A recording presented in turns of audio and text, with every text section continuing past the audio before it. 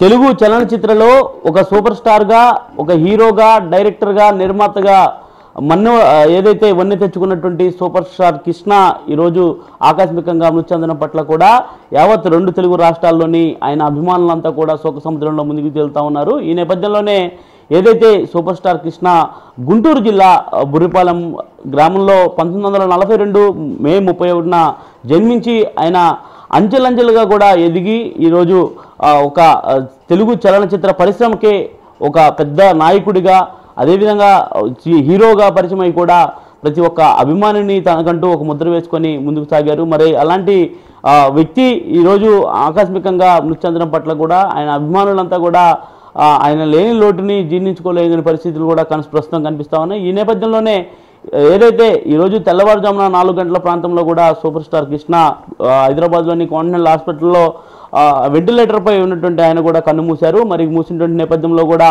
ఏదైతే గుంటూరు జిల్లా తెనాలి మండలంలో ఉన్నటువంటి బుర్రిపాలెం గ్రామంలో ఆయన నివాసం వద్దకు అయితే మాత్రం పెద్ద మొత్తంలో ఆయనకు సంబంధించినటువంటి అభిమానులంతా కూడా చేరుకొని ఆయన చిత్రపటానికి పాలాభిషేకం చేశారు. మరోపక్క చూసాం ఏదైతే ఆయన చిత్రపటానికి పూలమాలలు వేసి ఘన నివాళులు అర్పిస్తూ ఉన్నారు. మరికొంతమంది కూడా 2 తెలుగు రాష్ట్రాల నుంచి ప్రజలు ఆయన భౌతికాయాన్ని చూసి కడసారి వీడ్కోలు పలికేందుకు కూడా హైదరాబాద్ వెళ్తున్నటువంటి దృశ్యాలు కూడా మనకి ఉదయం నుంచి కనిపిస్తూ ఉన్నాయి. ఈ నేపథ్యంలోనే ఏదైతే ఈ యొక్క సూపర్ స్టార్ కృష్ణకు సంబంధించినటువంటి అంశాలపై కూడా పలువురు రాజకీయ పార్టీ సంబంధించినటువంటి నేతలు, అదేవిధంగా 2 తెలుగు రాష్ట్రాల ముఖ్యమంత్రులు కూడా ఆయన మృతి పట్ల తీవ్ర దిగ్భ్రాంతి అయితే మాత్రం వ్యక్తం చేశారు. మరి ఈ నేపథ్యంలోనే సూపర్ స్టార్ కృష్ణకు సంబంధించినటువంటి చలనచిత్ర జీవితం ఏ విధంగా ప్రారంభమయ్యి మరి ఈరోజు దాదాపుగా చూసుకున్నాం 300 పైచిలుకు సినిమాలు సూపర్ స్టార్ కృష్ణ గారు హీరోగానే కాకుండా దాదాపు 16 సినిమాలకు ఆయన ప్రొడ్యూసర్గా, నిర్మాతగా ఉండడమే కాకుండా డిస్ట్రిబ్యూటర్గా కూడా ఆయన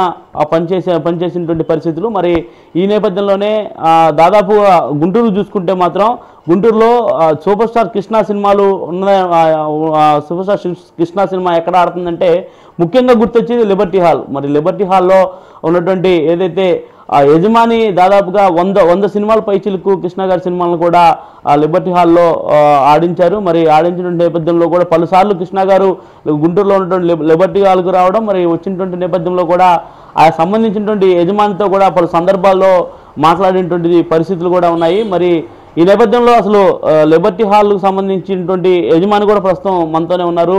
మన గ్రేటర్ గుంటూరు వాయిస్తో ఆయన యొక్క అనుభవాన్ని, కృష్ణ గారితో ఉన్నటువంటి సాన్నిహిత్యాన్ని కూడా పంచుకునేందుకు కూడా ప్రస్తుతం మనతో ఉన్నారు. మరి సార్ మజల్ ఖాన్ గారు చెప్పండి, గుంటూరులో లిబర్టీ హాల్ అంటే గుర్తొచ్చేది కృష్ణ సినిమాలే. మరి అలాంటి లిబర్టీ హాల్లో మీరు ఒక యజమానిగా కాకుండా ఈరోజు ఆయన అభిమానులుగా కూడా మరి ఆయన మృతిని ఏ విధంగా చూస్తారు? మరి చలనచిత్రంలో ఈరోజు విషాదంలో మునిగినటువంటి పరిస్థితి ఏం చెప్తుంది సార్? కృష్ణ ఈరోజు సూపర్ స్టార్ కృష్ణ గారు లేకపోవడం చాలా బాధాకంగా ఉంది మనకు. ఆయనకి మాకు చాలా అన్ని విధాలుగా వ్యాపారంగా అనుభవాలు మనకు ఉన్నాయి. ఆయనకి మాకు ఈ సందర్భంగానే ఈరోజు గుంటూరు టౌన్లో అన్ని హాల్స్ కూడా నూనె షాప్ బంద్ చేయడం కూడా జరిగింది. ఇది పోతే ఆయనకి మాకు అన్ని విధాలుగా అనుభవం అంటే ఆయన మా హాల్కి రావడం కానీ, ఆయన సినిమాలు మా హాల్లో ఎక్కువగా ప్రదర్శన చేయటం కానీ, ఆయన గురించి చెప్పాలంటే ఆయన ఇండస్ట్రీకి చేసిన మేలు కానీ అన్ని విధాలుగా బాగానే చేసుకోవచ్చు. ఆయన లోటు మాకు బాగా ఇది ఉంది. మరి ఆనాడు పాత రోజుల్లో ఏవైతే చలనచిత్రానికి సంబంధించినటువంటి ఆనాడు కూడా అభిమానులందరికీ చేరువయ్యే విధంగా 70mm సినిమాని కూడా తెర మీద తీసుకొచ్చినటువంటి గొప్ప నటుడు కృష్ణ గారు. ఎలాంటి సినిమా తీసుకొచ్చారు? ఎలా అంటే ఆయన తీసింది ఎవరు కూడా ధైర్యం చేయలేని సినిమాలు, అనగా బడా వాళ్ళు ఉండి ఇతర ప్రొడ్యూసర్లు కానివ్వండి, యాక్టర్లు కానివ్వండి, ఎవరిన కానివ్వండి కూడా ధైర్యం చేయాలి ఆ సినిమాలు తీయటానికి. ఈయన ధైర్యవంతుడు, ఈయన ధైర్యంగా చూద్దామని చెప్పి ఎగ్జాంపుల్ మీకు సింహాసనం సినిమా తీశారు. సినిమా తెలుగులో ఇప్పుడు దాకా 70mm ఫస్ట్ తీసింది సినిమా 70mm సినిమా ఈయనే చేసింది. నెంబర్ 2 వచ్చేసి మీకు అల్లూరి సీతారామరాజు సినిమాస్కోప్ సినిమా తీసింది ఈయనే. సినిమాస్కోప్ సినిమా తీసుకుంది కూడా ఆయనే. ఇలాంటి చాలా ఇప్పుడు దేవదాస్ సినిమా మేబీ ఫెయిల్ కాదంటలేదు మీకు, ఉన్నప్పుడు కూడా టెక్నికల్గా ఆ సినిమా మాత్రం బాగా దూరంగా చూస్తే చాలా బాగుంటుంది.